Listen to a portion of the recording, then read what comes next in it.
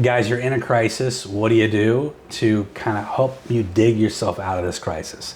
I call it digging for details. The more you can dig in, the more you can ask questions, the more chances you have of successfully bringing a resolution to all parties. Notice I said resolution, not solution. Resolution is a different solution. Solution is I'm going to make everybody feel like they won, and that's impossible generally.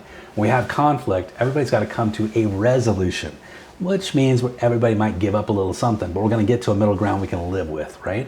So how do I dig for details? I'm going to give you 5 or 6 different strategies in conversational ways that we can dig for details. So number 1 is I'm going to encourage people to talk to me. And what am I going to say? When I'm encouraging people, I'm going to say, hey, tell me more about what's going on with you. Tell me more about why you feel that way.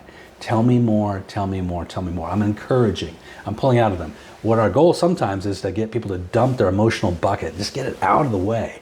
When you get people to dump that emotional bucket, they drain themselves of all that anger and frustration. By talking it out, they're suddenly going to become much, much, much more easy to deal with and more pliable and more willing to come to a resolution, okay? Second thing is I'm going to clarify. Hey, when did that happen? What's going on here? Explain it to me in a little bit more depth. So clarify, clarify, clarify. When something's not clear, you want to clarify, dig in. Now, I don't understand what you're telling me.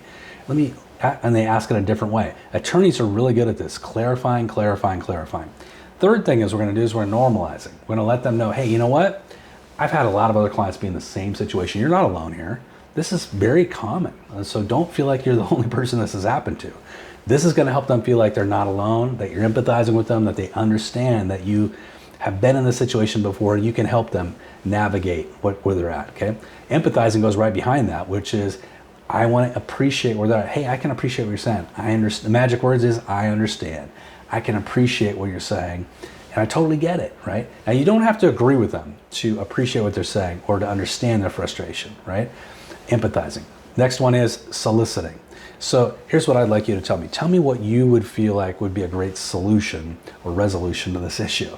What would you feel like? And if I can't get that done, what would be the next best thing? If I can't get that done, what would be the next best thing? In a perfect world, I'd love to get that done for you. I don't know that I can. Aside from that, what would help the situation? So I'm going to try to get what they want and then push them back from that, right? See where else they might be willing to go. See where they get, not too settled. We don't want them setting their feet in concrete and just taking a position and hardening around that position. I want to keep them flexible if I can. Well, I don't know that I'm going to be able to pull that off. That's a big ask, but let me see what I can do. Keep in mind, we want to try to get to a resolution here. Think about what your second choice would be. Get them staying liquid and fluid in the situation. Last is validating. I appreciate your willingness to talk to me. I know this is challenging. I know this is difficult, but for me, the most important thing is communication. I want to keep this dialogue going. We're going to figure this out. We're going to get to the other side. I guarantee you.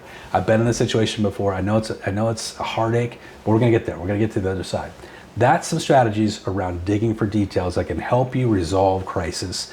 And I want you to think about the power of language in this situation and really practicing and role playing with other people when you get into this situation. Say, hey, before I go talk to these clients, can I role play a little bit with you?